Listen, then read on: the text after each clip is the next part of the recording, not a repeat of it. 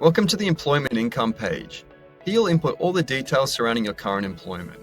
Now for those who've already retired or are no longer working, you can simply select no and click next to continue. For those who are still working, select your employment type, whether it's a T4 employee or self-employed, input your current annual salary, and input a growth rate of how you expect it to grow year over year. Finally, select your planned age of retirement.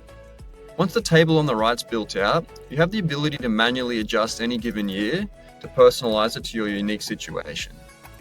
If you've indicated that you'll be retiring within a 5-year period, you'll also be required to select the planned month of retirement. Based on that month, we'll then prorate your salary for an accurate financial plan. Once you've completed all required fields, select next to continue.